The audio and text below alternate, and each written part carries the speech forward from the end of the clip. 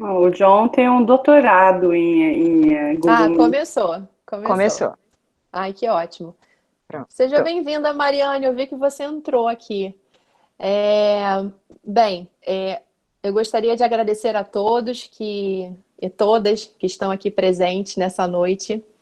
Eu e a Fernanda Castro, da Wista Brasil, gostaríamos de dar as boas-vindas. Ela é a nossa moderadora e vai levar esse webinar para todos vocês. A gente pensa sempre com muito carinho. Eu costumo falar, e a Fernanda sabe disso, e quem é próximo de mim, que para mim a melhor semana é essa, né? E eu queria assim pontuar que as pessoas que aqui estão são as pessoas que realmente eu conheci com a mão na massa, com pessoas que são realmente agentes de mudança, pessoas que não falam, fazem, pessoas que não reclamam, agem. Então, quando em março, né, o último evento que a gente teve, que foi uma ação de limpeza de praia com a Dreamland Work, com o Instituto Aqualung e com a Vista Brasil também, eu tive a alegria de conhecer o Ricardo. E o Ricardo deve ter até achado estranho, porque eu já cheguei ali em cima dele e falei: me dá o seu telefone, porque a gente precisa conversar, porque em setembro a gente vai fazer alguma coisa. Foi diferente, porque a ideia era ser, né, ao vivo e com várias outras iniciativas, mas o mais importante é que a gente está aqui. Conseguimos, né? A gente está realizando um encontro e, de novo, né, tem a parte, enfim, ruim de tudo isso que a gente está vivendo, mas a parte boa também é que nesse momento de estarmos conectados nessa grande rede virtual, eu conheci a Edilane, né? Fuçando na internet o que mais eu poderia fazer para esse momento, o que mais nós poderíamos fazer de nossas casas. E ela, muito gentilmente, recebeu o meu contato e nós continuamos a conversa. E aqui ela está também para falar também sobre o projeto, uma mobilização nacional, mas que faz parte de uma mobilização internacional, que aqui no Brasil, a Limpa Brasil e a Teoria Verde, né, fazem parte desse movimento global que é o Let's Do It. Então, apenas para agradecer a todos que aqui estão, sejam muito bem-vindos. O ISTA Brasil ela tem um compromisso com a diversidade, com a inclusão, com a sustentabilidade, com tudo aquilo que fala por um planeta melhor, por pessoas que querem realmente mudar. Então, com isso, eu queria mais uma vez agradecer a Fernanda por ter sido uma grande parceira desde o ano passado, né? A gente fez um evento, né, também aí de limpeza de praia. A gente foi lá para o Quebra-Mar, que tem todas aquelas rochas lá e aquele monte de lixo que sai do canal, e a gente fica lá feliz e tem uma foto assim que eu guardo com muita alegria, que é aquela foto da gente se abraçando, né? A gente conseguiu, a gente mobilizou. Então, eu passo a palavra para a Fernanda, que vai conduzir esse encontro, que é mais do que especial, e que todos estejam seguros em suas casas. Obrigada, Flávia. Realmente, para mim, é muito emocionante. Ela sabe disso. Boa noite, pessoal. Para quem ainda não me conhece, eu me chamo Fernanda, sou diretora de comunicação da Vista Brasil e hoje eu pretendo guiar vocês por essa agenda que é tão cara para a gente. Esperamos que, através desses grandes mobilizadores, fomentadores, entusiastas do meio ambiente, nós possamos sair daqui com ideias inspiradoras para sermos melhores do que entramos. Isso é muito importante. Questões de ordem prática, peço por gentileza para manterem seus microfones no mudo. Podem perguntar à vontade pelo chat. A gente vai ter um tempinho também para debatermos, para trocarmos ideia. E, como todos sabem, esse evento será gravado. Então, fiquem muito à vontade para fecharem as suas câmeras caso não queiram aparecer. Sem mais delongas, primeiro gostaria de chamar a nossa primeira convidada, Janete Lorvik, espero ter pronunciado corretamente. Janete é formada em jornalismo pela Southampton, mestrado em mídias de comunicação pela London Metropolitan University e desde 2015 é responsável pelo trabalho incrível da ONG Dream Learn Work. Janete, por favor.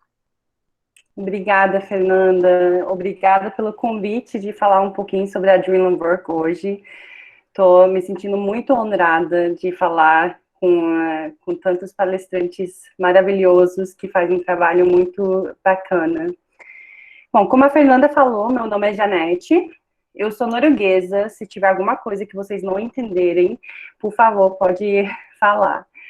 Eu sou gerente da Dreamwork, e a Dreamwork é uma organização norueguesa que atua aqui no Rio de Janeiro. O que a gente faz? A gente oferece educação para jovens adultos de comunidades do Rio de Janeiro. A gente atua em áreas como Itaboraí, São Gonçalo, Guadalupe, Deodoro, Marechal Hermes, Maré, Jurujuba e Niterói. Como que a gente faz o trabalho? A gente vai até essas áreas, para ONGs locais que atuam nessas áreas, e recrutamos jovens de 18 a 25 anos, que têm um sonho de usar a educação para transformar a vida deles. Lá a gente identifica o sonho deles, o sonho profissional, monta uma trilha educacional, a gente financia essa trilha, transporte, material e tudo que eles precisam de suporte durante esse tempo, e depois a gente ajuda eles a se prepararem para entrar no mercado de trabalho através de parcerias que a gente tem com empresas na indústria. A gente tem bastante jovens que já trabalham no mercado de trabalho. Dos nossos 158 jovens ativos, 61,5% já está no mercado de trabalho. E nesses 14 anos que a gente faz o nosso trabalho aqui no Rio, a gente já ajudou mais de 1.000 jovens. E por que eu estou falando hoje? Eu acho que a Vista é uma parceira nossa, né? E a gente concorda que educação é a chave para a gente conseguir mudar um pouquinho essa conscientização do meio ambiente, educação ambiental. E a Vista me convidou hoje para eu poder fazer um convite para vocês que estão aqui. Eu sei que é um público bastante consciente, porque a gente está procurando voluntários para oferecer educação ambiental para os nossos jovens. E aí depois eu vou colocar no chat o meu e-mail, o nome direitinho da ONG, para vocês seguirem a gente nas mídias sociais, e poder acompanhar a gente. E fica à vontade de entrar em contato com a gente para tirar qualquer dúvida e oferecer voluntariado, se vocês quiserem, claro. Que é assim que a gente trabalha. A gente é uma rede grande de muitos voluntários, e eu acho que é dessa forma que a gente vai mudar, né, essa transformação coletiva. Depois que eu falar, o Orlando Lira, ele vai falar. E ele é o nosso participante desde 2016. E hoje em dia ele é co-fundador da Ecomaré. E a gente tem muito orgulho do Orlando, sabe? Porque ele fez e faz parte da Dreamwork, mas é muito bacana a gente ver os nossos jovens multiplicarem essa ajuda que eles receberam da Dreamwork. E depois ele vai falar um pouquinho sobre a história dele, mas eu acho que é isso, né? Se todos os jovens que passarem por Dreamwork ou por outras organizações conseguirem multiplicar o que eles receberam de ajuda e levar isso para as casas deles, para as comunidades deles, gente, esse mundo a gente vai salvar esse mundo, tenho certeza. Aí é isso. E a gente falou com o Orlando hoje, vamos fazer um evento com ele ainda esse mês, sobre ações que a gente pode fazer em casa, ambientais, a gente vai divulgar isso nas nossas mídias sociais. Aí, se vocês quiserem participar desse evento, é só ficar de olho nas mídias sociais, que a gente vai publicar daqui a pouco a data, para que a gente pode levar essas ações para casa e cada um de nós fazer um pouquinho no nosso quadrado, né? Aí é isso. Vou passar a palavra, então, para o Orlando Lira e a Ecomaré. Obrigada, gente. Oi, gente, boa noite. Eu sou o Orlando, né?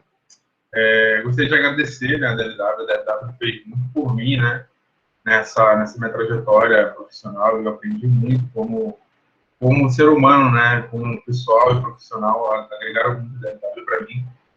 E nisso, né, eu tive esse sentimento, um dos meus sonhos que eu adquiri no processo da DLW, foi de também estar trazendo o bem para minha comunidade, né? E esse foi um dos sonhos que eu acabei adquirindo com a ajuda que eu também recebi. E uma das coisas que eu queria fazer e que eu achei necessário é estar falando sobre a questão socioambiental nas favelas, né? Porque é muito pouco se discutido essa questão de ambiental na favela, porque muitas das preocupações, né, e não são a questão ambiental na favela, porque a maioria das pessoas que estão na favela, a principal questão muitas vezes é essa questão de segurança pública, é a pessoa estar vivo, né? Então, às vezes, isso é até muito complicado falar sobre essa questão. Mas eu achei super importante, porque a questão ambiental não só afeta quem está fora da favela ou quem está na favela, sabe? Isso é independente de questão social, né? E econômica. Então, por isso, eu acabei criando o Equimaré, né? E para falar sobre essas questões, para voltar nossos olhos, para solucionar também problemas socioambientais nas comunidades, nas favelas, né? E junto comigo, eu trouxe para falar também a Eduarda Borba, né? Que ela é... Pode falar um pouquinho, se apresentar, Eduarda? Claro. Boa noite a todos. Obrigada pelo convite. Obrigada também a você, Orlando da Cumaré, né, por ter me convidado. Sou Eduarda Borba, tenho 22 anos, sou graduanda de Oceanografia na UERJ. E o Orlando vai começando a falar. E depois eu vou falar um pouquinho sobre a Baía de Guanabara, ali que faz grande parte também da comunidade da Maré. Então, eu vou falar um pouquinho dela. Pode falar aí, Orlando. Então, gente, o que acontece, né? Na Maré, né? Tipo, a gente tem na questão da nossa primeira ação, que a gente tem mais orgulho, sempre fala, é a questão da Ivanildo Alves, né? Pois na Ivanildo Alves era um lugar, né, de divisa entre duas facções armadas, né? E por incrível que pareça, lá onde se acumulava mais lixo. E esse lixo, o grande lixo que acumulava lá, acontecia que criava um empecilho, que o povo não conseguia ter acesso ao ar para fazer algum tipo de coleta de lixo, né? E criava um grande acúmulo de lixo, de toneladas, e prejudicando, né, as pessoas que moram em torno, né? Tipo, em relação a doenças, né? Enchentes também. Porque nessa rua da Ivanildo Alves tinha tem um valão, né? Você não tem um valão. E esse valão ele deságua, né, na Baía de Guanabara, que a maré é bem do lado da Baía de Guanabara. Então, é uma questão ambiental que só não afetava a questão da saúde, entendeu, dos moradores, como a questão ambiental e diversos tipos de problemas socioambiental. Por isso que a gente fala que a gente atua em questões socioambientais, né? Porque o que a gente viu que estava se relacionando não era só questão social, mas também, quer dizer, ambiental, mas também social, né? E aí, né, a gente fez uma intervenção lá, né, conversou com a Colúmbia, foi de porta em porta, assim, para falar com os moradores, qual era a necessidade deles, para saber o que a gente teria que fazer. E aí foi na Colúmbia também, vamos lá, ficamos nessa troca para saber o que tem que fazer. E uma das intervenções foi o seguinte, tá retirando o lixo daquele lugar, conversando com a Colúmbia para tirar o lixo daquele local e fazer um plantio. Nisso, beleza, a gente fez o plantio, né? Eu vou até mostrar uma foto para vocês aqui já. Até uma das ações. Eu posso compartilhar a tela? Só um instante.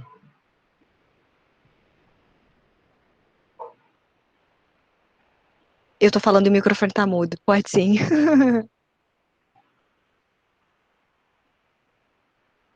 Aí, gente, vocês estão vendo aqui, ó.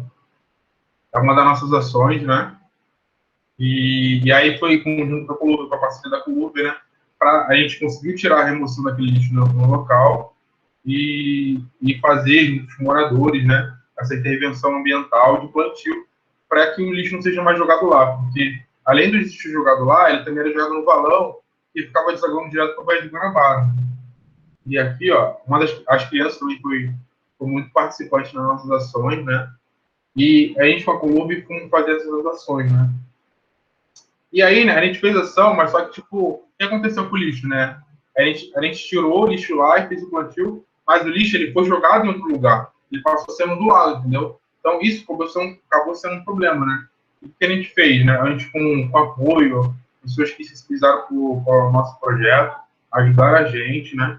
E aí fizemos outro plantio, outra estratégia, né?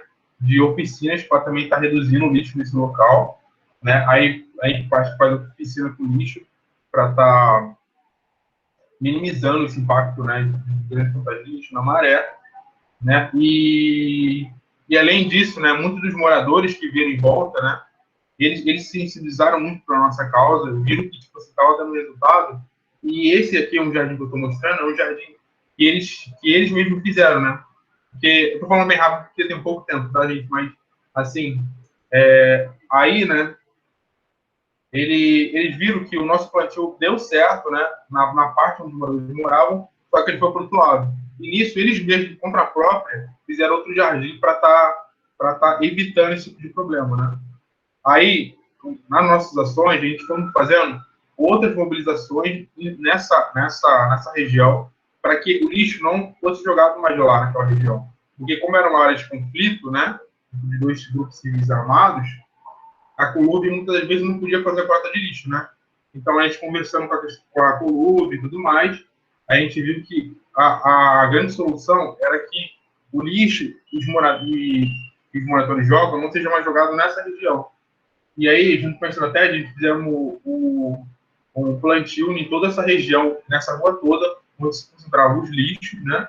Para que os moradores não joguem mais lá e que seja de outro lugar, que seja de fácil acesso, para a Colub estar fazendo esse tipo de coleta, assim. E assim, solucionando esse tipo de problema nesse lugar, né? Aqui, isso aqui foi de próprios moradores, sabe? Que eles acabaram, o Orlando, da comunidade, fez também. Eu também vou fazer, sabe? Isso que incentivou muitos moradores, né? Aqui é uma praça chamada Praça da Paz. E aí, né, essa foto eu tirei ontem, né? Porque, apesar disso tudo, né, ainda tem gente, isso aqui ficava muito maior, gente. Ficava muito maior e às vezes entupia, né, o próprio valão de tanto lixo. E transbordava e acabava entrando água suja, quando chovia, na casa dos moradores, né. Ainda continua tendo um pouco de existência, alguns moradores jogam ainda, a gente está tentando ver isso, né, para fazer esse tipo de intervenção. E aí acaba fazendo um grande problema, né, porque esse lixo aqui, ele vai direto, né, para a Baía de Guanabara, né, e aqui ele vai direto para essa parte aqui, que é o canal do Fundão, né, e ele deságua, aí ele vai direto para essa praia, e muito do lixo fica acumulado aqui nessa praia, né, essa aqui é a chamada Praia do Mangue, né, e isso é tipo assim, um problema que não só afeta os moradores que moram naquele local, né, mas a questão da Baía de Guanabara, as praias, o meio ambiente em si, né. Aqui é uma das fotos quando está bem poluído mesmo com lixo, né. Aí eu vou passar para a Duda para ela estar falando um pouco sobre essa questão, né? E esse tipo de problema. Obrigada. Então, gente, eu vou falar um pouquinho da Baía de Guanabara, pouco do meu conhecimento adquirido aí ao longo da faculdade. Então, o grande problema da Baía de Guanabara é a questão da circulação da água. O que acontece? O canal de abertura, né, a boca da Baía de Guanabara é um canal estreito, e aí, quando entra a maré, ela pega ali o canal central, onde tem maior profundidade. Então, a velocidade da corrente ali é maior. Só que acontece que nas periferias da Bahia, a profundidade é menor, justamente por causa do esgoto, do lixo que é jogado ali, e também porque é como se fosse uma coisa natural da Bahia, ela ser um ambiente de deposição, porque ela é um ambiente de baixa energia, então acaba que não circula muita água, né? E ela tem um tempo de residência também da água muito grande, que é por volta de 11 dias para trocar, né, metade da água da Bahia. Então, assim, a água fica muito estagnada, né, nesses pontos.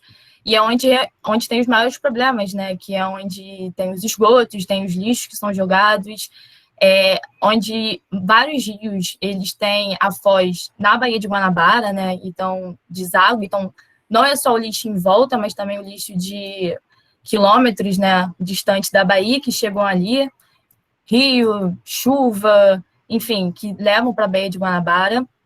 Eu vi que foram feitos ecobarreiras, mas mesmo assim, muito lixo ainda passa. A gente vê, às vezes, sofá, geladeira no meio da Baía. E o que acontece também é que, quando vem esses esgotos, os lixos, né, as indústrias, que tem ali muita indústria também, então as indústrias também poluem muito a Baía. Esse lixo, ele leva, né, ele tem muito nutriente.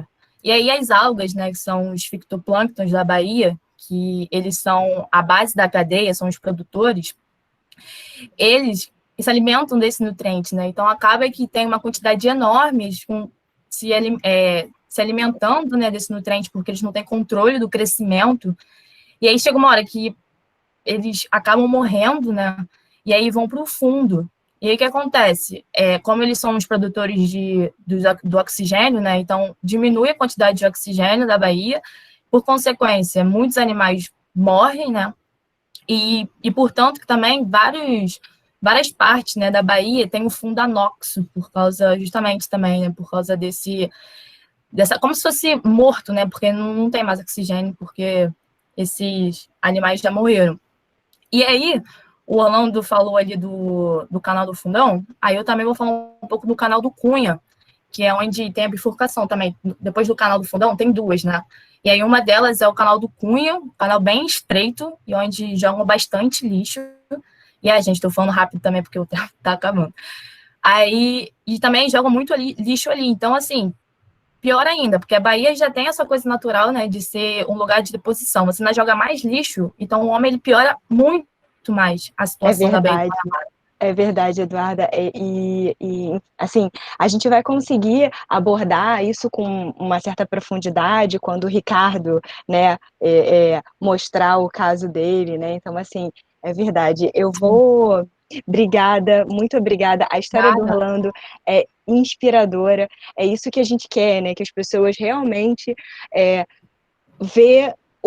quando olhar o problema, pega e resolve. Não fique esperando a solução, não é mesmo?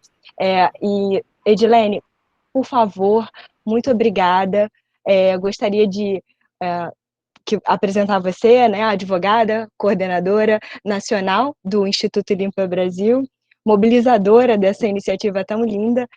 Edilene, fique à vontade.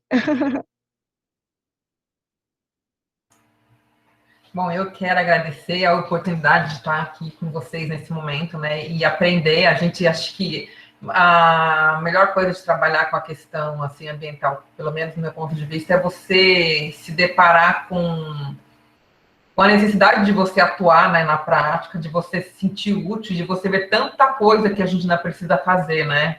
Essas imagens que a gente está vendo aí da Baía de Guanabara, que é um problema que, infelizmente, não é só um problema daí do Rio de Janeiro, a gente tem esse mesmo problema lá em todas as cidades do Brasil, e aí eu posso até dizer que não só no Brasil, em várias cidades do mundo, né?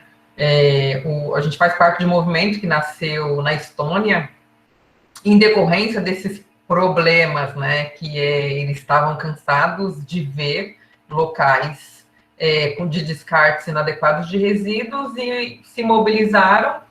Com 50 mil voluntários, em 5 horas, eles limparam todo o lixo que estava descartado de forma inadequada no país. A diferença é que eles não tinham, né, esse descarte inadequado em áreas urbanas, como a gente tem aqui no Brasil, né? É interessante assistir o vídeo que a primeira atitude e atividade do voluntário era você fazer tipo um caça ao tesouro, né? Então você tinha que ir para a área de mananciais e florestas, identificar onde tinha esse descarte inadequado, e eles mapeavam isso, depois identificavam quantas pessoas precisariam para limpar e quais os equipamentos necessários. Eles conseguiram fazer isso em um único dia e, na verdade, em 5 horas. E começaram, desde então, a mobilizar outras pessoas para fazer, né, essa mesma ação no seu país, né? Por que não limpar também em um dia?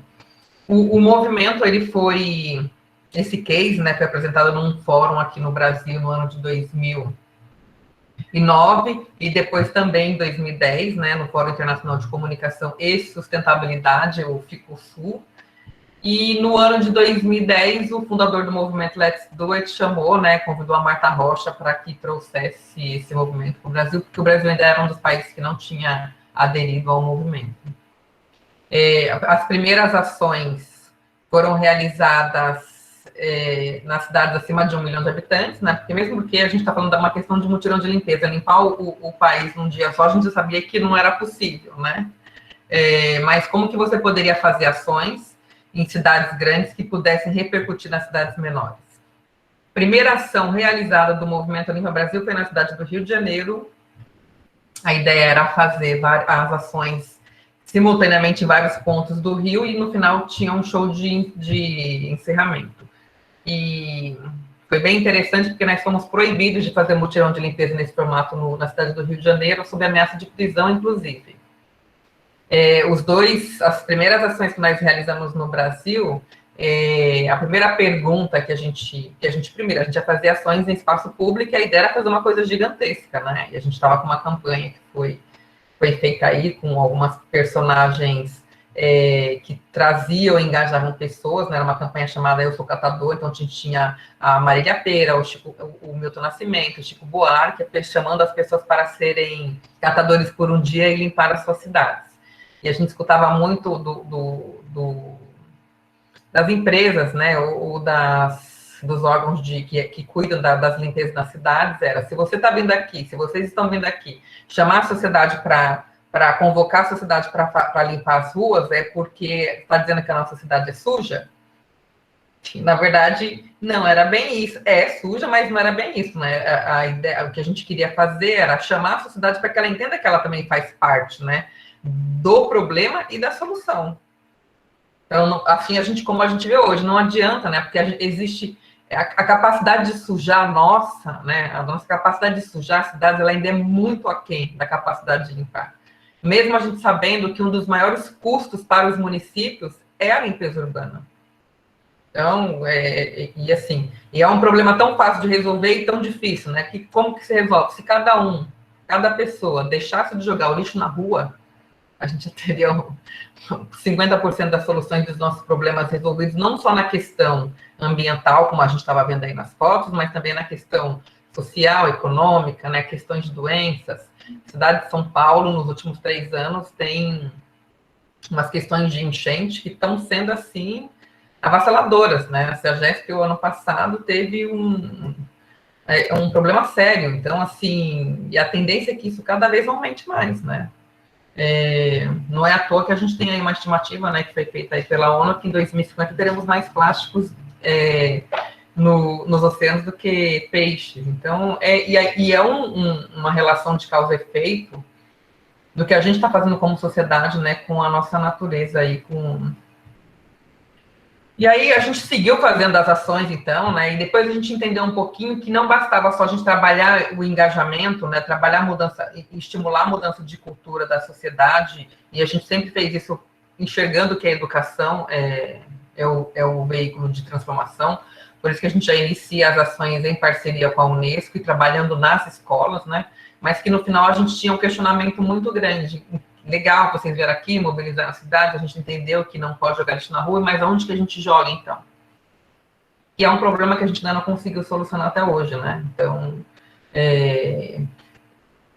existem ainda muitas iniciativas que precisam ser colocadas em prática, mas a gente continua estimulando que a sociedade entenda que ela tem que fazer a parte dela, se empoderar da responsabilidade dela, né? A gente fica aí escutando desculpas, né? Eu não faço porque não tem lixeira, não faço porque eu estou tirando emprego, mas eu acho que se a gente conseguir, a semelhante do que aconteceu com relação à questão do canudo, quando o mundo inteiro se sensibilizou com a morte das tartarugas, a gente pode fazer uma sensibilização também com relação à questão da implementação de políticas públicas e da implementação da logística reversa, né? Essa força que a gente tem como sociedade. No ano de 2017, a Estônia sugeriu com que todos os países que faziam parte do movimento se mobilizassem, se organizassem para fazer a realização das ações num único dia. Então, essa campanha chamada Dia Mundial da Limpeza, né, ou World Cleanup Day, que a gente chega agora na nossa 3ª edição, no próximo sábado, né, dia 19 de setembro. E aí eu quero mostrar para vocês vídeo, né, dos resultados do ano passado. Vou compartilhar aqui a tela com vocês.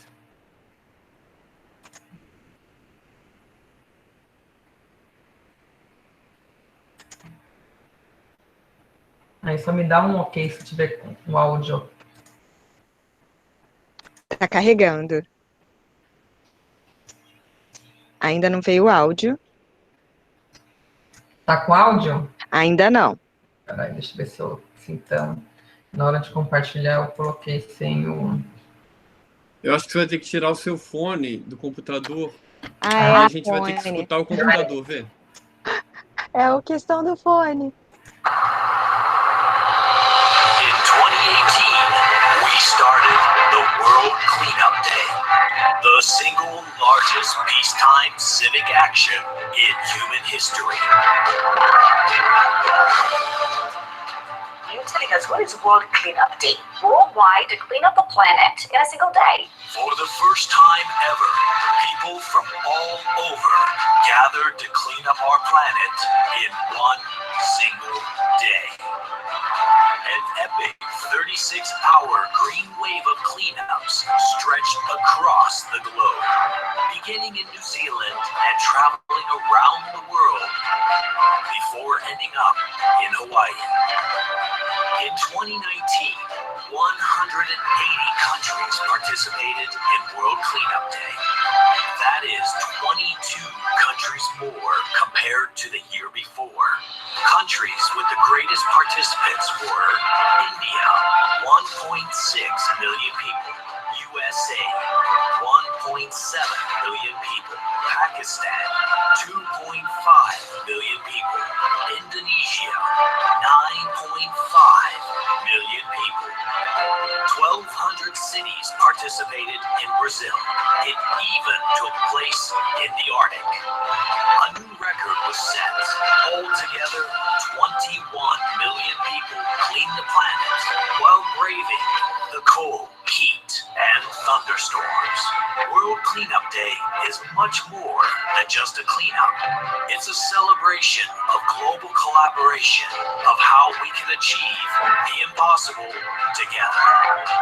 Building bridges between disparate communities and including all levels of society, from citizens to businesses and governments. Join us again on the 19th of September, 2020, and help to make history. Let's make a change together. Are you in?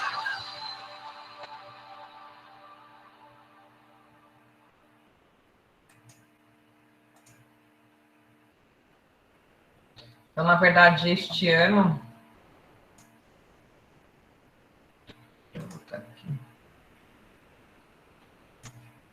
Este ano, né, em decorrência da pandemia, as ações elas serão realizadas com uma outra iniciativa que a gente tem, que é o Cuido do Meu Quadrado. Então, elas estão sendo estimuladas para que elas aconteçam todas dentro de casa. Então, você pode participar fazendo uma limpeza ambiental. A gente está solicitando que os voluntários separem, né, os seus resíduos em 3 frações, que é o que a Política Nacional de Resíduo sugere, né, rejeito, orgânico e reciclável, e fazer esse apontamento num aplicativo chamado Quesela, que é um aplicativo de zeladoria que topou com a gente, colocar ali um ícone para a gente fazer esse mapeamento das pessoas que já estão fazendo a separação dos resíduos. E isso pode ser um norte até para a implementação de políticas públicas, porque como que a gente sabe hoje quem está fazendo a separação dentro de casa? A gente não tem essa informação. A outra atividade é você fazer a eliminação do foco de dengue, né? A gente sabe aí que os agentes de endemias não estão podendo fazer as visitas porta a porta. Mesmo que fizessem, a gente tem que se empoderar também dessa responsabilidade, né? De não só preservar a nossa vida, né? Fazendo a eliminação do foco de dengue, mas também de todo o nosso entorno. E existem vários pontos também de descarte, de recebimento de resíduos que estão espalhados aí pelo Brasil. Só de pilhas e baterias tem mais de 2.000 cadastrados aí para estar recebendo, né? Tipo o sistema drive-thru, você vai lá e entrega para evitar aglomeração de pessoas. A gente tem a limpeza solidária, que é você separar o que não tem mais serventia para você, mas que pode contribuir com para uma outra pessoa, até para uma instituição, e fazer essa destinação. A limpeza digital, ela é super importante e relevante, né? A gente fazer a eliminação desses nossos arquivos que a gente está acumulando em nuvens, né? Isso gera um impacto de emissão de CO2, a gente precisa se atentar para isso, porque cada vez mais, né, a gente vai... Só de fotos, a gente tira 40 fotos, usa 2, mas a gente fica com aqueles arquivos que não serão usados lá acumulando. Então, são ações simples, né? Não só dos arquivos que estão nas nuvens, mas nos nossos próprios celulares, computadores, tablets. E a limpeza mental. E a limpeza mental, você fazer alguma atividade que te cause aí um bem-estar, né? Porque qualquer mudança, ela começa a partir da gente, e a preservação do meio ambiente também começa a partir da gente, né? Então, aí uma meditação, uma yoga, escutar uma música, fazer uma dança, praticar um esporte, então, qualquer atividade que te traga esse sentimento, né? E para isso a gente conseguiu uma parceria com o Namu Cursos, vai estar disponibilizando aí para todo mundo no dia 19 e no dia 20, de forma gratuita, né? Aulas de meditação, de yoga, de como fazer horta, então tem várias ações super legais.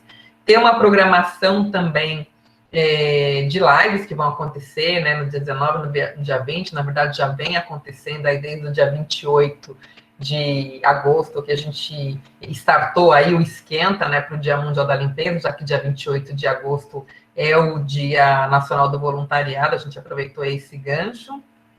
E a gente lançou 2 desafios, né? Uma que startou pela nossa embaixadora do movimento este ano, que é a Sharon Ascioli, né? Aquela cantora daquela música famosíssima, Ado, cada um no seu quadrado, das pessoas postarem vídeos dançando essa música e no final convidando o pessoal para participar do Dia Mundial da Limpeza. E também o desafio para as pessoas mostrarem, né? Aí publicarem vídeos de como elas estão cuidando dos seus quadrados. E o que a gente espera mesmo é que as pessoas, neste novo normal que todo mundo está falando, criem novos hábitos, né, para que a gente possa sair às ruas depois e ocupar os espaços públicos de uma forma mais consciente, né, que é isso que a gente realmente precisa. E saindo dessa ação, né, a gente começa aí já na próxima semana que vem, na próxima semana, fazer o mapeamento dos pontos viciados de lixo do Brasil, então contamos com a participação aí de vocês para ajudar a gente nessa empreitada, junto com a BRELP, né, a Associação Brasileira de Empresas de Limpeza Urbana do Brasil, para ver se a gente encontra aí algumas soluções, engaja a sociedade para que elas monitorem, né, e de repente a gente, sei lá, criar uma gincana a nível nacional para como que a gente consegue limpar e manter esses locais limpos.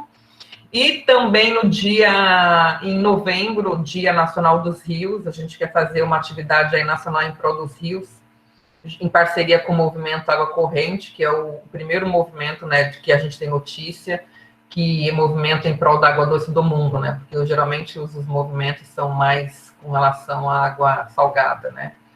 Mais do que nunca, né, vivenciando aí essas queimadas, a gente precisa realmente repensar aí os nossos hábitos e ver o que a gente pode fazer de uma forma tão acelerada, né, como vem crescendo aí esses desastres ambientais. A gente precisa realmente, como sociedade, se juntar, por isso que eu acho que é uma oportunidade única estar aqui com vocês, né, várias pessoas e também aproveitar esse momento que a conexão, né, as pessoas estão online, para que a gente realmente possa levar esses conteúdos para um número maior de pessoas, a gente poder criar aí um exército de pessoas que cuidem, né, dos seus quadrados diariamente.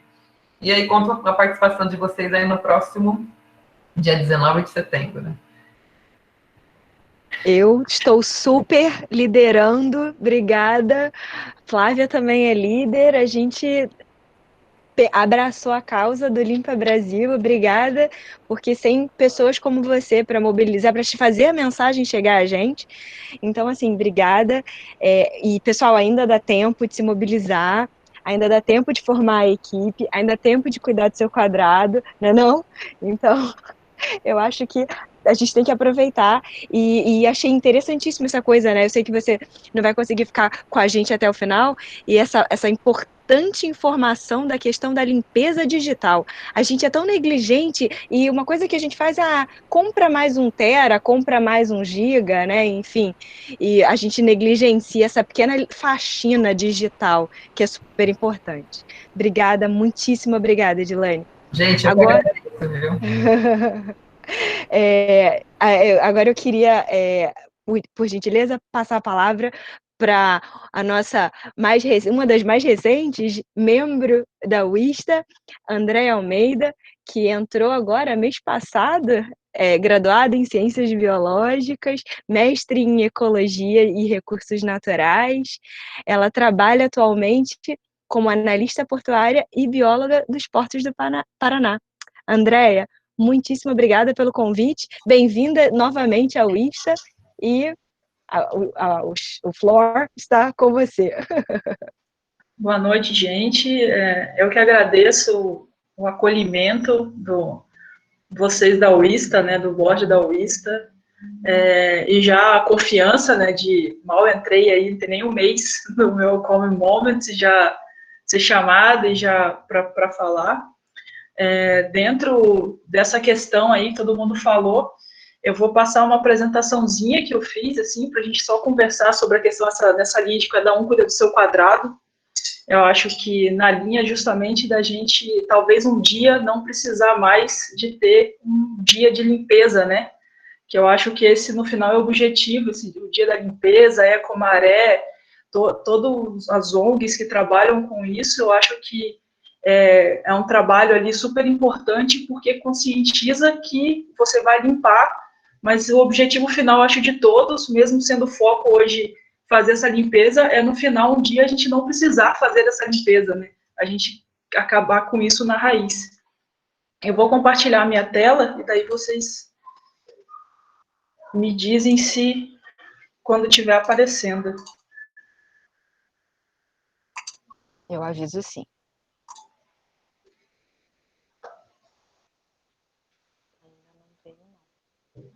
Agora tá vendo. Me carregou. E daí, por acaso, se às vezes a internet demora, né, essas questões de apresentação online, se eu estiver falando alguma coisa, estiver descasado aí com a apresentação, vocês me avisam. Aviso. Eu não vou estar vendo. Então, tá bom. Então, gente, nessa linha aí, eu cuido do meu quadrado, né, fiz uma linha do cuidando dos resíduos em casa. A gente está, situação dos oceanos e praias, a gente vê todos os dias, o pessoal já mostrou fotos, não só a questão ali do meio ambiente, dos animais, do impacto no ecossistema puro em si, a gente tem a questão social também, o quanto que isso impacta, principalmente comunidades que dependem dos ecossistemas, né, comunidades que dependem dos rios, que dependem dos mares, são comunidades tradicionais que a gente tem no Brasil hoje, e que são muito impactadas por isso. E são justamente elas que sentem mais essa questão da geração de lixo, e, em geral, não são elas que geram esse tanto de lixo, né? A questão da geração do lixo também tem muito a ver com o poder aquisitivo e tudo que a gente, quanto mais a gente consome ali, mais a gente gera a questão do lixo. Acho que todo mundo está bem vendo toda essa situação dos oceanos, é só para dar um start. E aí, de onde vem todo esse lixo, né, que está chegando nos nossos oceanos ali, como o pessoal da Ecomaré mostrou muito bem, não é só aquele lixo jogado ali na praia, né, a gente tem uma má gestão de resíduos hoje, destinação inadequada, e aí a gente tem os que passa nos rios, acaba parando, a gente tem uma foto aqui, você pode ver uma rede de drenagem que foi tirada e aí totalmente entupida por resíduos, você vê que tem garrafas PETs e tudo, isso gera alagamentos, isso gera atração de animais que transmitem doenças, que são os vetores, então isso aqui foi algo que foi jogado no local inadequado, o que está no rio, isso vai parar nos oceanos, ou vai interromper um abastecimento de água, um manancial de água ele vai deixar de ser viável para uma cidade, e daí, mas a culpa é só do governo? Não é só do governo a culpa. Eu penso muito, eu trabalho com um pouco, assim, com gestão de resíduos na minha empresa, no Porto, não é algo fácil de se fazer. A gente depende muito do comportamento das pessoas. Você pode ter os melhores equipamentos, ter a destinação, mas se você não tiver a pessoa, não fazer aquilo que deve com o resíduo, a gente não consegue fazer uma boa gestão dos resíduos. Então, a gente depende muito da educação da sociedade voltada para a gestão dos resíduos adequada. O governo peca em muitos lugares, O pessoal do Limpa Brasil falou, é um custo muito alto a questão de limpeza urbana para as prefeituras. Ela peca na questão até, às vezes, da própria educação da sociedade para isso, mas a gente precisa se mexer e precisa ir fazer e procurar saber o que a gente pode fazer certo com o nosso lixo, né? As pessoas ainda acham muito que você colocou seu lixinho para fora ali, você não é mais responsável por ele. Então, por isso, não quero saber para onde foi, não quero. Então, cabe a gente fazer a nossa parte e também cobrar que o governo faça dele. E aí, essa é uma frase, assim, que meio que hoje a gente quase que divide as pessoas naquelas que jogam o lixo na lixeira e aquelas que jogam o lixo no chão. E eu já ouvi essa frase na rua, da questão se você é a pessoa que joga o lixo no chão para dar um emprego para o gari, com essa desculpa ainda, ou que guarda o papel de bala até achar uma lixeira, né? Que tem o saquinho de lixo ali dentro do carro. O meu carro, quando viaja, fica todo... Eu já vi gente em viagem de carro jogar a latinha para fora do carro. Isso é crime ambiental, se você for pego, inclusive. E as pessoas não sabem, não têm consciência. Já vi a questão da educação, já vi em ônibus uma criança perguntar para a mãe o que fazer com o papel da bala e a mãe pegar e jogar pela janela, assim, são coisas que eu presenciei, então, e é pelo exemplo. E aqui é uma foto que eu tirei, esse estacionamento na frente do prédio que eu trabalho, a saída do porto aqui, e não dá para ver na foto, mas tem umas plaquinhas também. A gente já tinha um problema com descarte irregular de máscara no estacionamento, porque é uma área que é obrigatório o uso da máscara de EPI em alguns setores ali do porto, então já tinha esse uso de máscara maior do que em outros locais. E a gente, com essa questão da pandemia e a intensificação do uso de máscara, a gente instalou esses 2 coletores na passagem do estacionamento e botou as plaquinhas ali, joga aqui a sua máscara e tudo. Mas se vocês puderem ver aqui, é uma máscara jogada ao lado da lixeira, que a gente tem um saquinho plástico também, que foi deixado aqui. Então, passa muito por isso, assim, a gente fez ali o trabalho de colocar mais coletores e tal, botar na entrada, fazer um trabalho de educação, e mesmo assim a gente continua tendo esse problema, e é bem simbólico para mim essa questão do que tipo de pessoa você é, de jogar a questão do resíduo no local certo, né?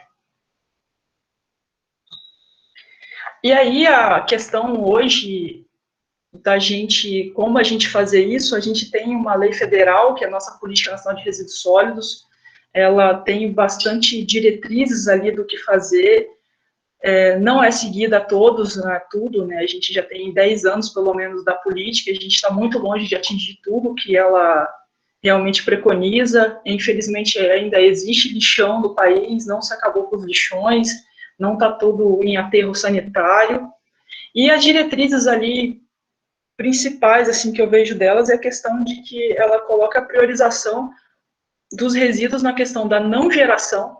Primeiro, você procurar ter o seu comportamento ali da questão de não gerar o resíduo, depois reduzir ao máximo a geração de resíduo. Aquilo que você não conseguir reduzir, a gente não consegue ainda não gerar lixo, né? Reutilizar, reciclar, e no final é a questão do tratamento dos resíduos e tudo que aí são empresas especializadas, com licenciamento ambiental, toda essa questão que é para onde vai o nosso lixo que a gente não consegue não gerar, né? Mas aí dentro do âmbito de cada um cuida do seu quadrado, dentro da não geração e redução, o que a gente pode fazer, né? Hoje a gente, questão de decisões conscientes e o consumo consciente. Essas fotos, e tem várias outras que tem rodado na internet, é bem simbólico, assim, da questão da laranja descascada, da banana descascada dentro de uma embalagem plástica. E aí, realmente é necessário? Essa questão, é necessário isso? E aí, eu vejo que passa pelo consumo consciente, porque se estão ofertando, né, é porque tem alguém que compra desse jeito.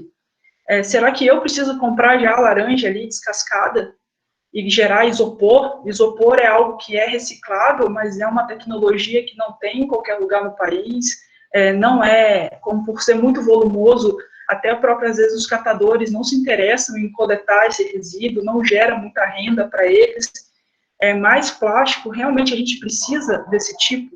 Então, essa tomada de decisão, assim, porque se os clientes não comprarem, não vão oferecer, né? E até mesmo a questão de, hoje está muito nisso, assim, as empresas se preocupam com o cliente, se a empresa tem algum escândalo, questão de meio ambiente, questão de reputação, há boicotes, então o consumidor, ele tem uma importância muito grande nesse processo de não geração e nesse consumo consciente para não gerar e para reduzir a quantidade de resíduo.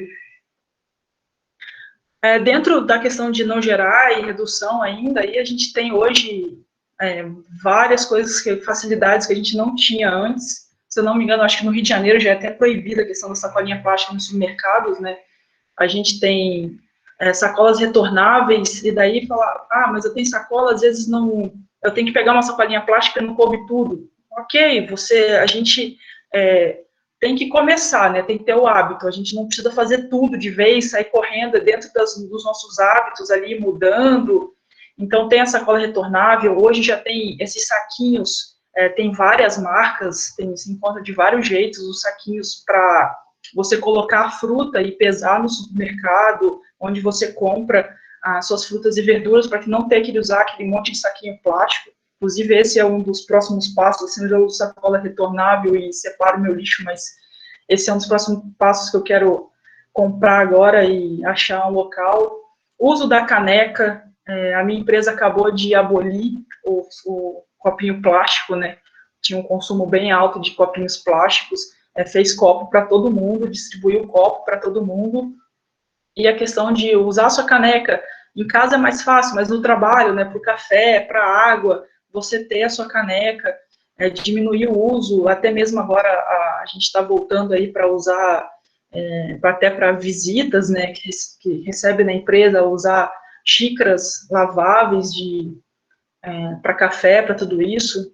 O canudo foi proibido, foi a comoção geral, e aí as pessoas começaram a usar, surgiu os canudos aí tem, acho, canudo de bambu, tem um canudo de metal, reutilizável. Então, são decisões ali, não é fácil a gente mudar hábito, né, muito mais ali, pedir, usar o copo plástico e tudo do que carregar o canudo, lembrar de botar na bolsa, lembrar de lavar, tem tudo isso, mas é aos poucos, assim, a gente tem que começar. E daí, com o tempo, vira hábito mesmo a gente fazer essas coisas. E aí, os resíduos que a gente gera. A gente não consegue viver ainda assim, gerar resíduo. A gente entra na fase ali de reutilização e de reciclagem, né? Reutilização, a gente tem hoje a facilidade da internet.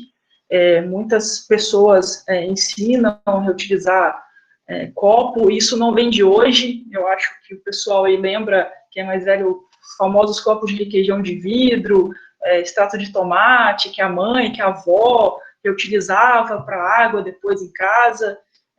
Tem várias ações de como você reutilizar garrafa PET, reutilizar embalagem de vários produtos.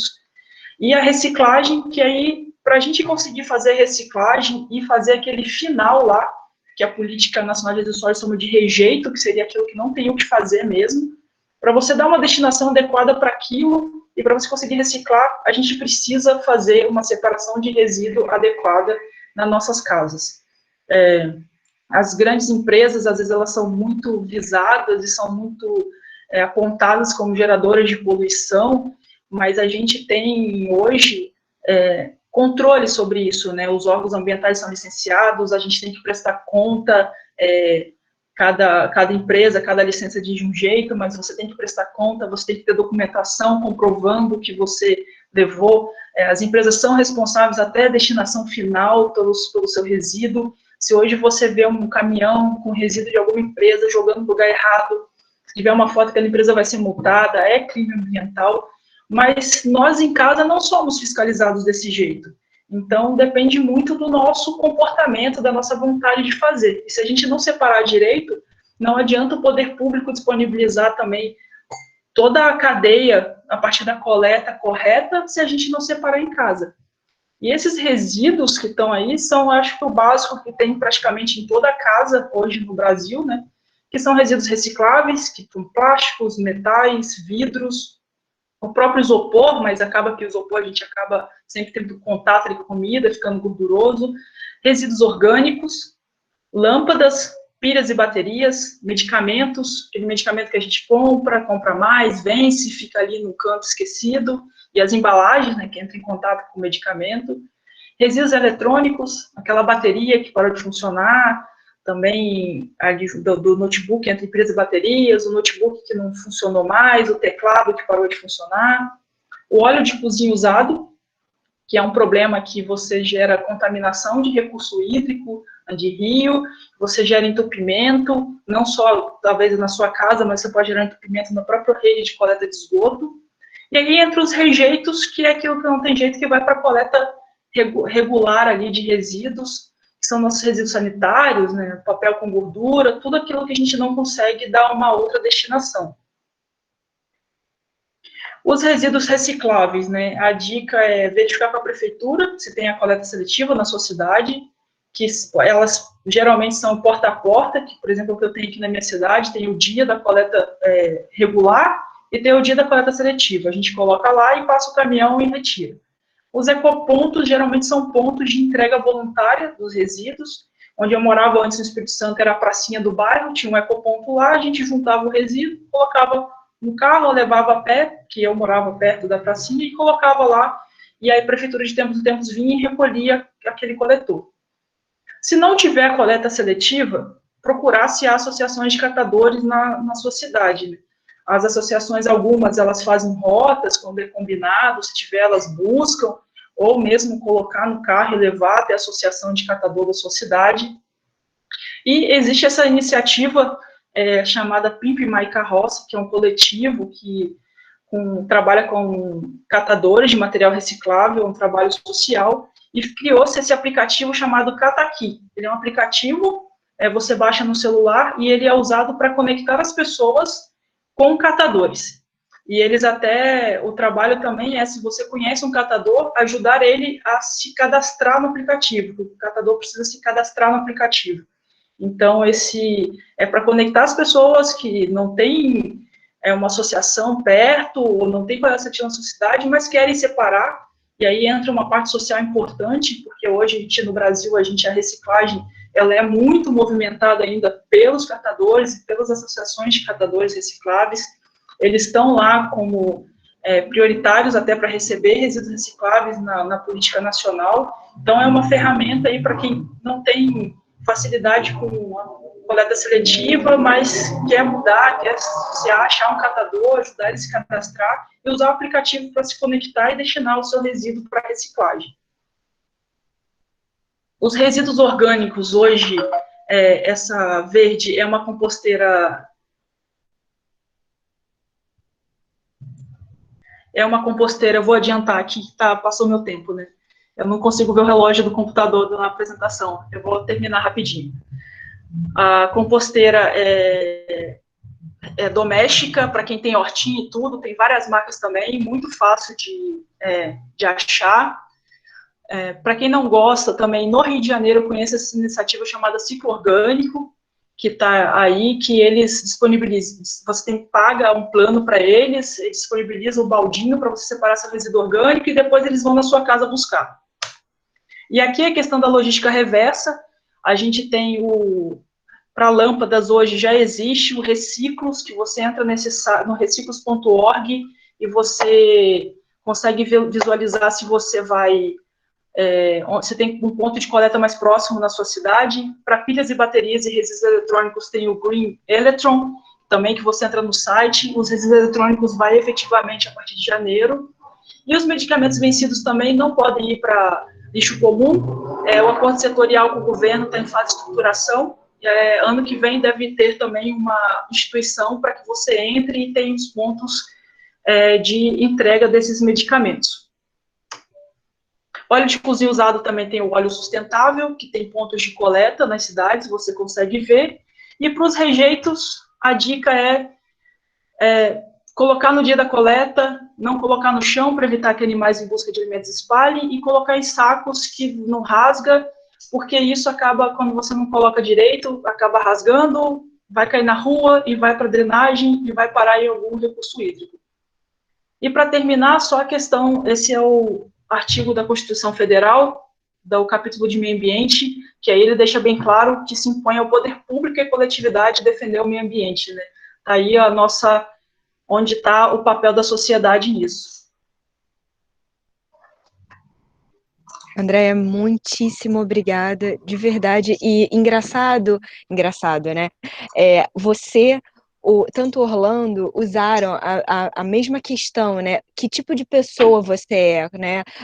E aí mobiliza, porque eles viram lá na Ecomaré o jardim arrumado, eles viram a questão e se mobilizaram que tipo de ser humano você quer ser. E eu acho que não só hoje a questão do Gari, dessa frase que você ouviu, né, que tipo de pessoa você quer ser, eu acho além a questão da geração de resíduo. Você é da pessoa que compra laranja descascada ou in natura, né? Então, acho que a gente já pode extrapolar essa questão para uma segunda pergunta, né? Que tipo de geração de resíduo você tem na sua casa?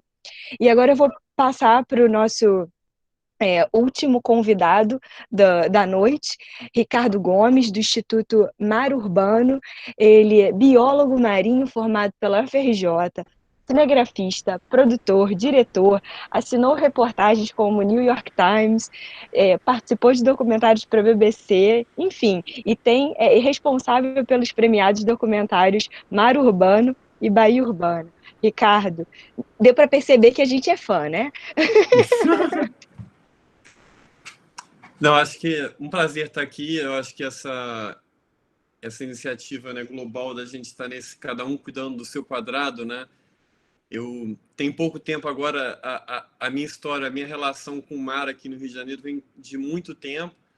Eu me formei em Biologia Marinha na UFRJ em 1991, no mesmo ano que minha mãe faleceu de um aneurisma cerebral. E minha família se mudou para Minas e eu não vim fazer Biologia Marinha para voltar para Minas Gerais, né?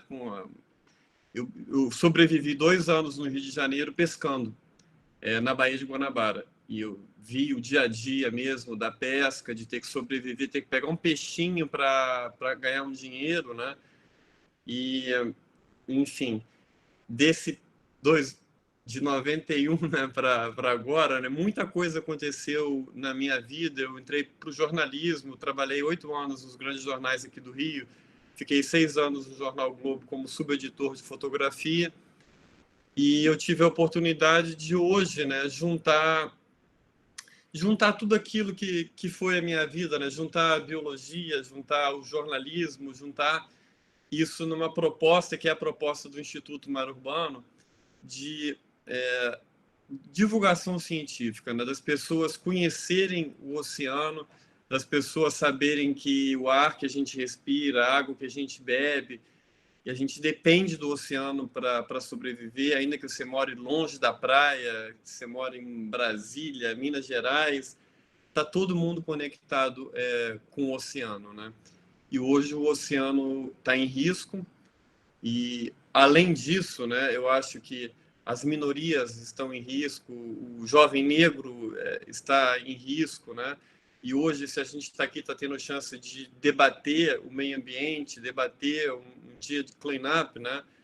Hoje a gente faz isso não só por nós mesmos, né? A gente faz também por aqueles que hoje não têm esse tempo, essa condição de se enganjar em movimento de clean-up, em movimento de preservação do meio ambiente, né?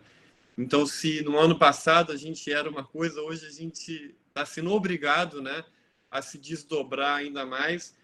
E eu acho que hoje, né, sabendo tudo que a gente sabe hoje, né, a gente não participar de alguma causa social ou ambiental, a gente está acumulando, às vezes, um karma maior do que se a gente estivesse fazendo uma ação negativa, né? E a gente pode ir para uma conversa por diversos caminhos, né? Assim, se a vida surgiu no oceano, né?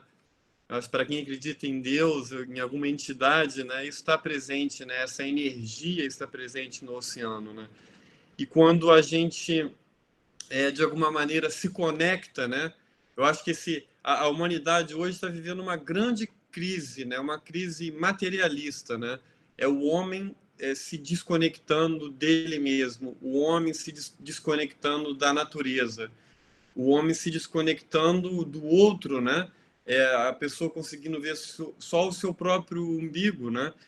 Então, essa crise materialista que a humanidade vive hoje, ela tem desdobramentos funestos, né? Como a necropolítica que a gente vive hoje no Brasil, como o descaso ambiental, o desmonte de todas as nossas políticas ambientais que foram construídas ao longo de décadas, né? Então, acho que a gente, esse movimento, né, da gente, desse dia de limpeza, né? Eu acho que é mais além, né? Eu acho que é um movimento da gente se reconectar com a gente mesmo, a gente ter a força e a certeza de que a gente, quando está cumprindo, né, o nosso papel nesse planeta, na nossa breve passagem por esse planeta, né? Quando a gente fala de um dia de limpeza, né? Parece que a história do homem nesse planeta, se ela fosse contada numa escala geológica, né, o homem nasce e morre em um dia, a espécie humana, né? E eu acho que a gente hoje, né, vir para esse mundo, estar vivo aqui com nossa força produtiva e não estar vivendo o nosso sonho, não estar cumprindo o nosso propósito, é como se a gente não tivesse nascido, é como se a gente já tivesse morrido. E às vezes a gente não consegue enxergar o nosso caminho, né? A gente quer atingir aquele objetivo, mas a gente não consegue ver a estrada, né? E eu posso falar isso muito bem da minha estrada para fazer principalmente o último filme, o Bahia Urbana, o documentário que eu fiquei 2 anos filmando o fundo da Baía de Guanabara. Eu tive um pequeno patrocínio, mas não foi suficiente, né, para eu, por exemplo, pagar um barco, ter um mergulhador de apoio. Eu fiz mais de 40 mergulhos à noite na Baía de Guanabara e sozinho. Às vezes nadando por 3, 4 horas, carregando 60 quilos de equipamento. Para sair da minha casa já era uma coisa meio impossível. Eu não consigo chegar na praia levando 60 quilos de equipamento, sozinho à noite. Mas a única coisa que eu fiz, eu fui. Né? Alguém vai me ajudar, eu parava o carro, o guardador de carro me ajudava a carregar o equipamento, a corrente me pegava, eu conseguia voltar. Minha esposa estava grávida da minha primeira filha, da Nina, nessa época, em 2016. A Nina nasceu no meio das filmagens, né? E às vezes eu saía de casa e eu falava para a Janice, Janice, eu estou indo mergulhar, às vezes 11h30 da noite, né? Eu ia de acordo, né, Eduardo? De acordo com as marés, né? Assim, se a maré estava cheia, com uma corrente de sul, naquele dia, 11h30 da noite, 11h30 da noite eu pulava na água. E às vezes, para quem não está meio de fora, parece uma coisa meio louca, né?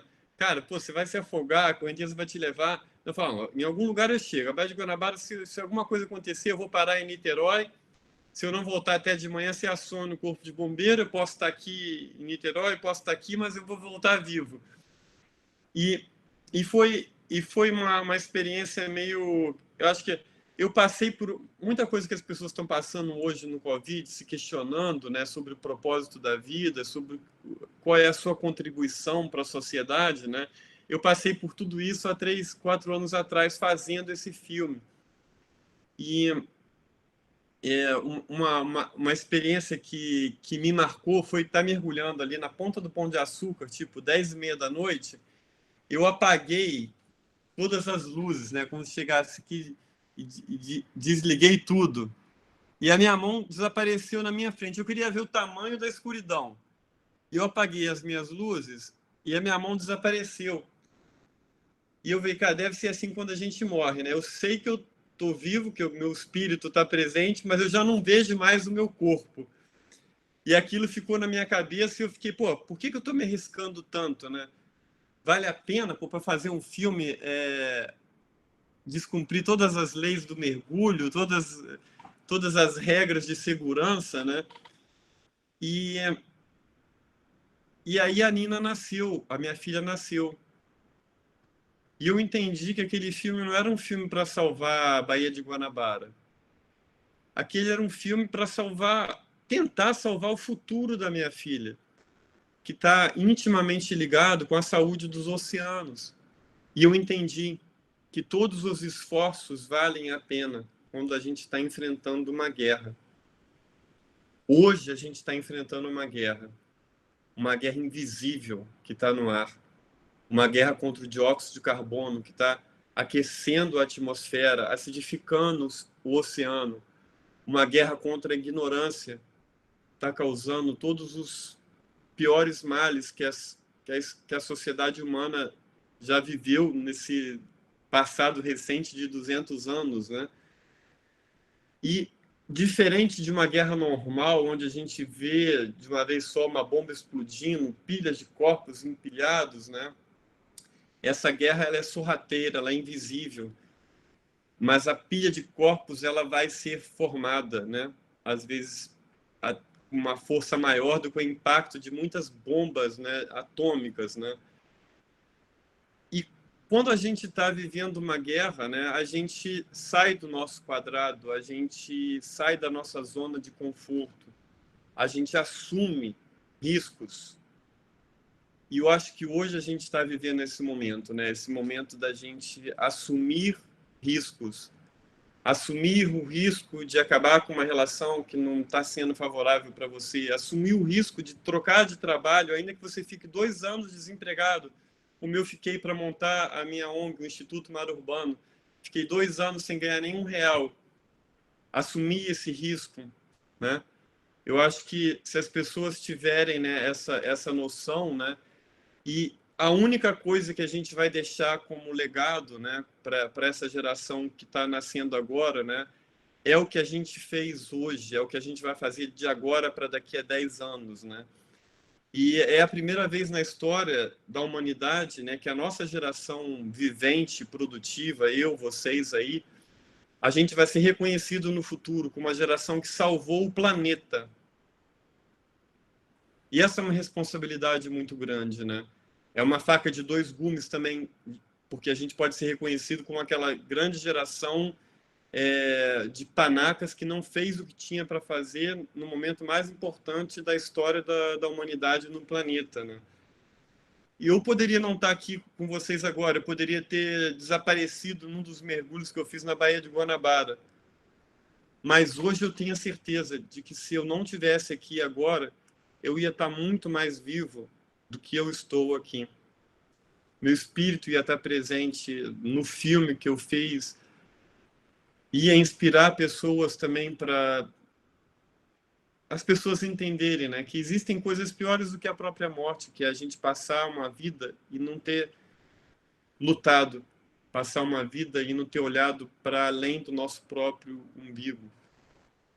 E esse filme, Baía Urbana, né, ele me ensinou muitas coisas, né, assim, eu acho que a lição mais bonita que eu aprendi foi que quando a gente exercita o desapego material, até mesmo os bens materiais que a gente tanto almejava, eles vêm para a gente sem a gente fazer nenhum esforço. O Baía Urbana, né, o meu objetivo com esse filme era que ele chegasse na sociedade. Um documentário, quando era sucesso de público, quando a gente estava com o cinema funcionando, né, a gente tinha um documentário com 10 mil pagantes, era um filme de sucesso. Mas 10 mil pagantes é muito pouco para a gente alcançar o coração da sociedade, né?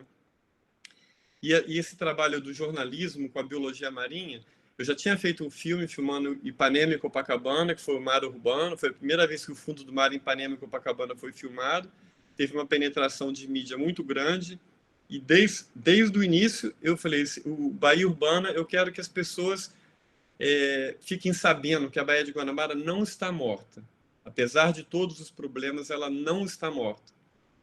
Porque eram muitas mensagens, muitas matérias falando que a Baía de Guanabara estava morta, sepultaram a Baía de Guanabara dezenas de vezes, com caixões na Enseada de Botafogo. Pô, maneiro, eu acho super importante.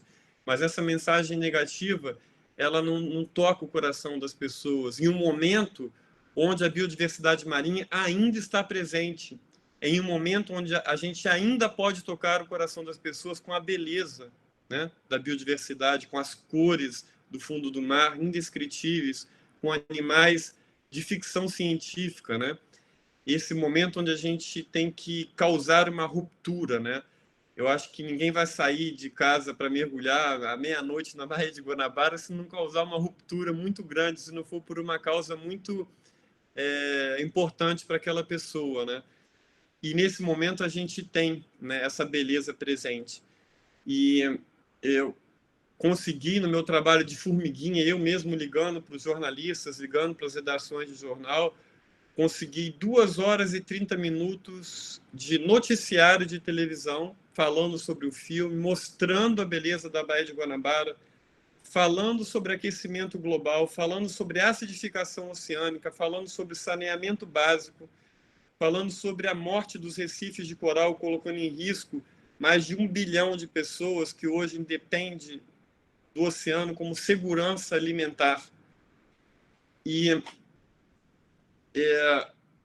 de alguma maneira, né, eu abri mão de um trabalho que eu estava fazendo, de um dinheiro para trabalhar nesse projeto da Baía de Guanabara, e eu paguei uma assessoria de comunicação para quantificar, né, esse espaço em mídia. Qual o valor disso? Quanto custou essa campanha do bem pela Baía de Guanabara, né?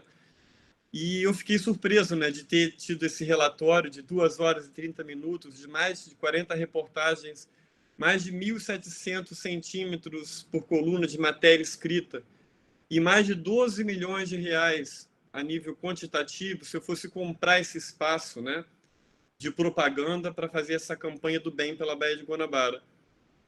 E eu passei muitos anos fazendo casamentos. Eu trabalhava no Jornal Globo, trabalhava fazendo freelance como repórter fotográfico e fazendo casamentos.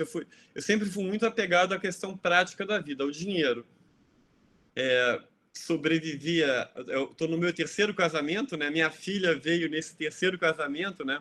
Eu acho que o que eu mais queria na vida era um filho. E até mesmo um filho eu consegui gerar fazendo esse filme pela Baía de Guanabara, né? Queria comprar um apartamento, eu fui lá, cara, eu fiz 400 casamentos, comprei meu apartamento. E eu vi que quando eu fiz essa campanha pela Baía de Guanabara, foi como se eu tivesse conseguido comprar 17 apartamentos. E isso veio naturalmente. Então, quando a gente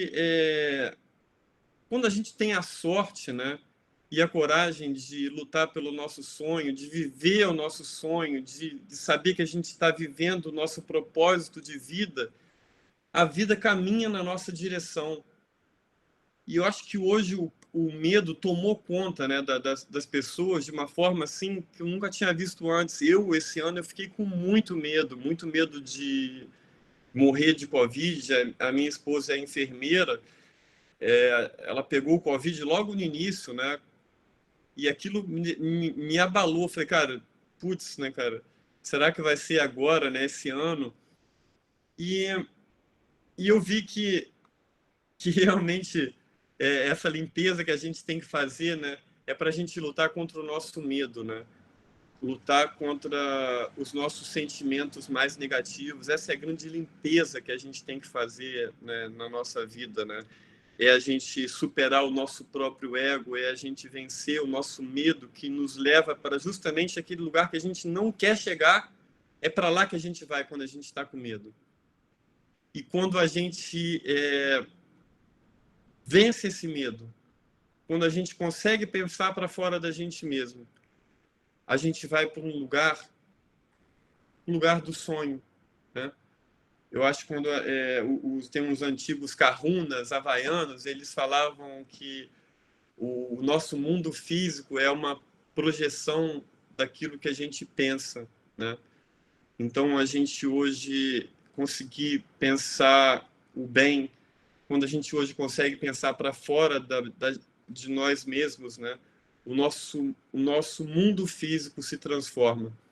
E com esse pequeno filme, meu singelo filme, né, que eu nadando sozinho, às vezes com a ajuda de um vendedor de cerveja da Boneta da Urca, que tem um braço só, que chama Cotoco, Às vezes dava uma gorjeta para ele, colocava o meu equipamento dentro de um barquinho que cabia meia pessoa, porque ele ia em pé no barquinho, remando com um braço só, eu ia atrás batendo perna, meu equipamento ia dentro do barquinho, e assim eu atravessei a Enseada de Botafogo.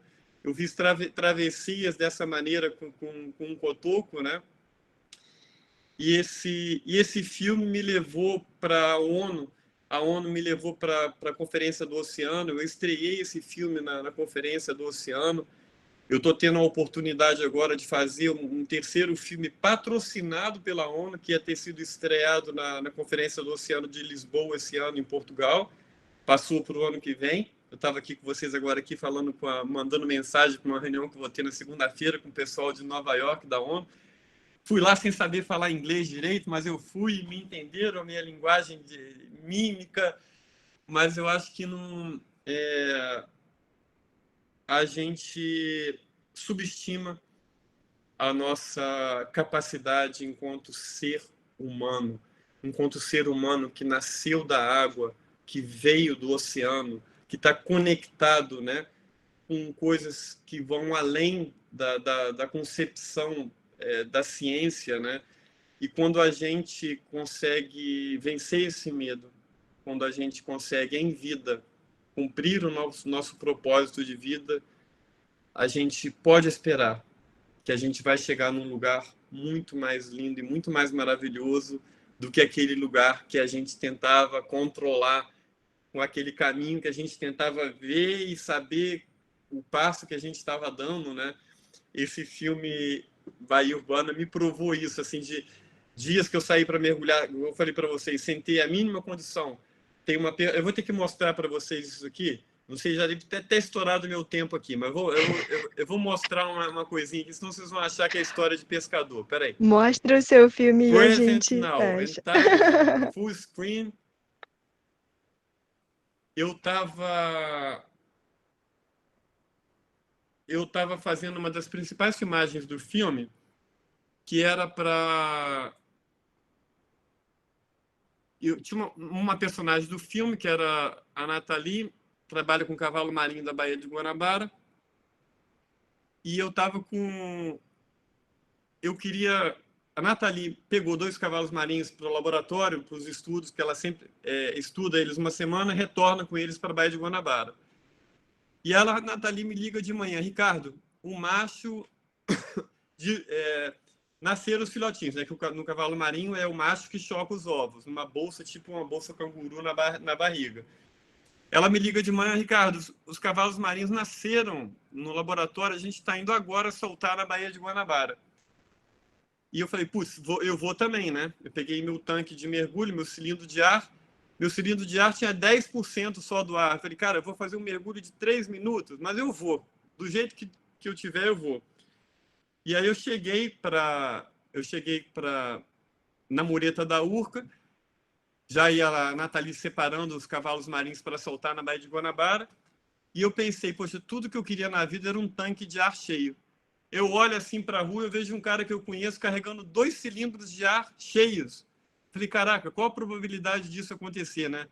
É 0,00000. Eu falei, é Wagner, quem chamar o Wagner? Você foi um enviado de Deus. Toma aqui meu tanque vazio e me dá um cilindro seu cheio. Você vai ter que deixar um cilindro desse comigo. E eu fui e consegui fazer a imagem dela soltando, né, esses cavalos marinhos na mureta da Urca. Vou colocar aqui a imagem rápida, né, do meu mergulho. Ela soltou os cavalos marinhos, eu mergulhei, depois acompanhei os pequenininhos pelo mar. Enfim, e dezenas de outras situações, né, vividas nesse filme. Mergulhei dentro da ponte de Rio-Niterói, entrei dentro do pilar da ponte de Rio-Niterói para acompanhar um personagem que eu conheci no tempo que eu era pescador, o Jaime, né? E aí teve uma passagem que eu estava aqui embaixo do pilar da ponte de Rio-Niterói, o Jaime sumiu, a gente se desencontrou e eu fiquei sozinho, embaixo do pilar da ponte. Eu apoiei meus pés no chão, olhei para cima, eu estava embaixo do pilar da ponte, e falei, meu Deus, o que eu estou fazendo aqui? Será que eu vou chegar vivo, né, no fim desse filme? E Eu vou parar aqui, stop presentation. E hoje eu estou vivo aqui para falar com vocês. Hoje eu tô aqui para passar essa mensagem, né, de que a gente não precisa entender muito bem o nosso caminho, a gente tem que ter um rumo, né? E tem que acreditar que a vida vai conspirar ao nosso favor para a gente chegar nesse lugar, nesse futuro sustentável que a gente quer. E se hoje a gente, como eu falei no início dessa apresentação, né? Hoje eu não faço isso só pela minha filha, pela Nina, né? Hoje eu faço isso por esses milhões de brasileiros que estão sendo jogados na linha de miséria. Hoje eu acordo, eu mantenho o meu sonho vivo por esses milhares de pessoas que morreram ontem, bem melhores do que eu, que não tiveram a chance de estar acordando vivo no dia de hoje. Hoje eu espanto a minha depressão, eu espanto o meu medo, pensando nessas pessoas, pensando nesses cientistas que deram a vida lutando aí para a cura de novas doenças, para descobrir os organismos marinhos. Hoje eu estou mais forte. Hoje eu estou com mais medo, mas hoje eu estou mais forte. E fazendo mais filmes e produzindo muito mais, vivendo uma vida que eu nunca esperei que eu pudesse viver, que eu tivesse a coragem e a sorte de estar vivendo. Eu encerro aqui essa minha participação, gente. Ricardo, falar depois de você é meio impossível, né? Eu acho que eu perdi a noção do tempo. Eu tinha um cronograma e eu perdi. E eu peço desculpa para todos. A gente procura sempre ser pontual com relação ao horário, mas é realmente muito emocionante poder ouvir você, Ricardo. A gente realmente é muito fã. Obrigada, enfim, as pessoas, se vocês tiverem algumas dúvidas, quiserem tirar, enfim, a gente fica aí mais uns 2, 3 minutinhos, e eu, aproveitando a linha de pensamento que o Ricardo falou, eu usei uma frase no ano passado, uma reflexão filosófica, e eu gostaria muito de repeti-la hoje, né? E essa frase, ela fala: não importa o que a abelha faça, ela retira o pólen da flor sem a deixar nem menos bela, nem menos perfumada. Então, eu acho que a reflexão que eu convido vocês, né, no ano passado eu fiz, eu vou fazer de novo, eu acho que a gente realmente pode ser mais abelha, impactar menos, motivar mais, Orlando, exemplo, André, exemplo, Eduarda, enfim. E com isso eu encerro a minha participação, espero que vocês tenham gostado desse passeio, e eu convido a Maia, com Y, para fechar a nossa conversa. Opa, Ricardo, você tornou meu trabalho muito difícil aqui. Falar sem a voz embargada depois de ver assim, a vida, né? A vida num ambiente urbano, numa cidade que é a minha cidade. Hoje eu não moro no Rio, mas sempre morei a vida inteira no Rio, e sempre muito penoso ver todo dano, né, que o nosso estilo de vida causa no meio ambiente, né? A gente, né, humanidade intrusa, causando esse dano no que nos dá vida, né? E a gente segue, né? Segue a nossa rotina, segue a nossa vida, procurando trocar o canudo, não comprar plástico, enfim, separar lixo, mas seguindo a nossa vida. E vem alguém e derruba os alicerces e quebra os paradigmas, e coloca a mão na massa, como, assim, né, nos inspirando a pelo menos fazer um pouco mais do que a gente já faz, né? Então, assim, eu acho que a minha fala de encerramento aqui é só agradecer demais, Janete, o teu trabalho é extremamente inspirador, Andréia, Eduarda, Orlando, enfim, e Ricardo, né? Só agradecer a vocês por eu acho que fazerem de um motivo de vida e grande motivação enfim, de razão de ser, essas ações que só inspiram, né, e que só, enfim, fazem o bem, tá? Então, muito obrigada também a todos que ficaram aqui, que puderam assistir, ou que assistiram só um trechinho, mas que de alguma forma compartilharam esse momento, que eu tenho certeza que foi extremamente especial para todo mundo. É isso, meu muito obrigada. E podem tirar o som para bater palma, porque é merecido, não para mim. Sensacional, gente. Parabéns a vocês. Aí eu vou deixar o Instagram do Instituto Urbano aqui, para vocês seguirem lá depois e acompanharem as ações que a gente está fazendo. A gente está com uma expedição, estamos mergulhando direto na Baía de Guanabara e tem muita coisa interessante lá. Não estou falando para fazer propaganda, porque realmente está interessante. Eu vou colocar aqui, ó. Pode fazer, a Andrea também colocou todas aquelas dicas bacanésimas de onde depositar, onde achar a app, tá tudo ali no nosso chat, por favor, vocês podem olhar à vontade e obrigada por deixar a gente fazer parte disso. Vamos ver se no ano que vem a gente faz uma ação física, se Deus quiser. Deus quiser. Combinado. Eu topo. Obrigada. Perfeito. Obrigado, gente. Obrigada. Muito boa noite. Tchau. Boa noite. Maravilhoso, gente. Boa noite. Boa noite, gente. Sensacional, galera. Boa noite. Tchau, tchau.